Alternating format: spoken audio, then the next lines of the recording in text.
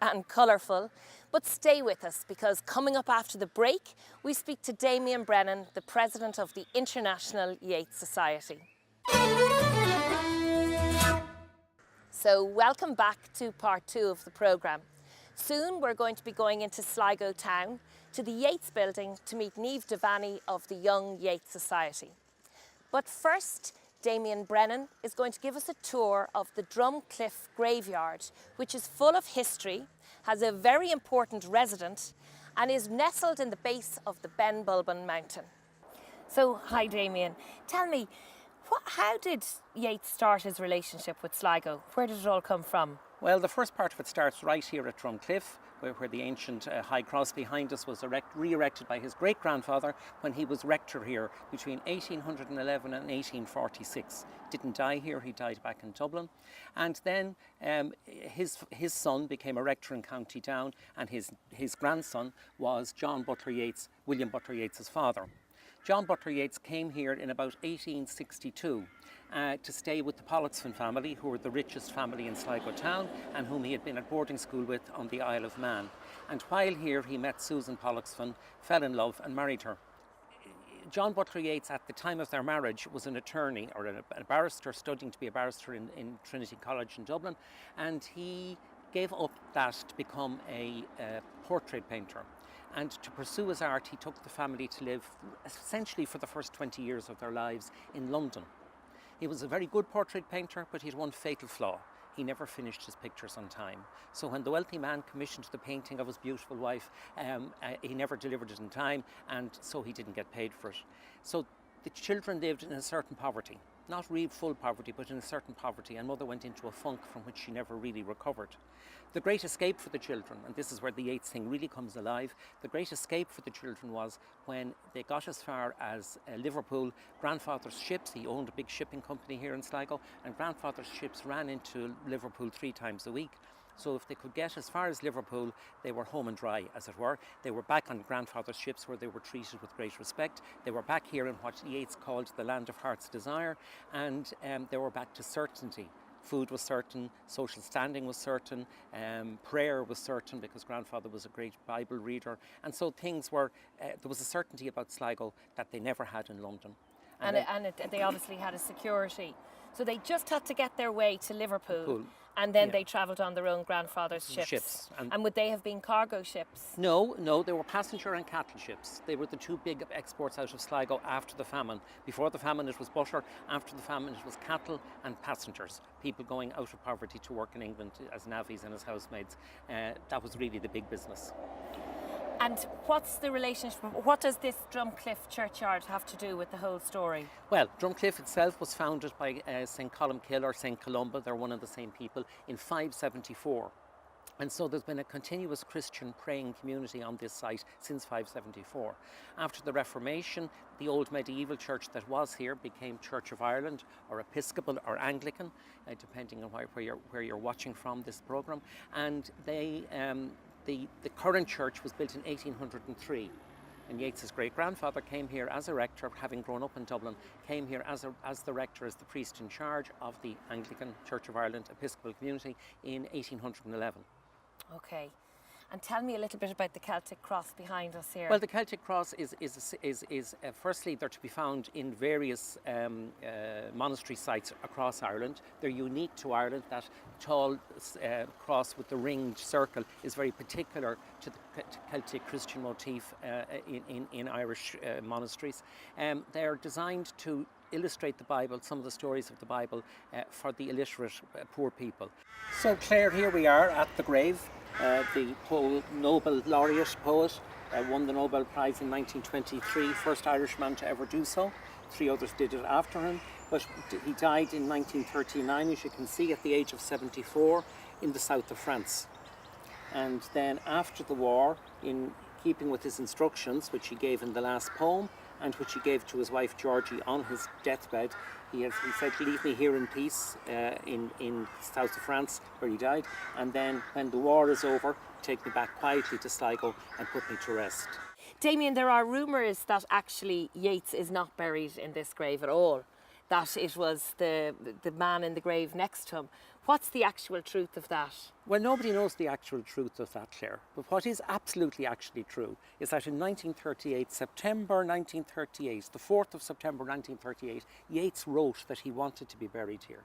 Right. And he chose, after a lifetime of investigation on the paranormal and the occult and theosophy and all sorts of things that he had experimented with all his life, in a very interesting way, he completed his last poem with a full stop, and he completed his life story, his whole story, by coming back to this churchyard where his great-great-grandfather had been rector. In 1938, he wrote what he calls the last poem, or what we think of as the last poem. He was still writing until he died. And I'm just going to give you the last 2 stanzas of it. Irish poets, learn your trade, sing whatever is well made. Scorn the sort now growing up, all out of shape from toe to top. Their unremembering hearts and heads, base-born products of base beds. Sing the peasantry and then, hard-riding country gentlemen, the holiness of monks and after, porter drinkers, randy laughter. Sing the lords and ladies gay that were beaten into the clay through 7 heroic centuries. Cast your mind on other days, that we in coming days may be still the indomitable Irishry. Under bare Ben Bulben's head, in Drumcliffe Churchyard, Yeats is laid. An ancestor was rector there, long years ago. A church stands near. By the road, an ancient cross. No marble, no conventional phrase. On limestone quarried near the spot, by his command these words are cut. Cast a cold eye on life, on death. Horseman pass by.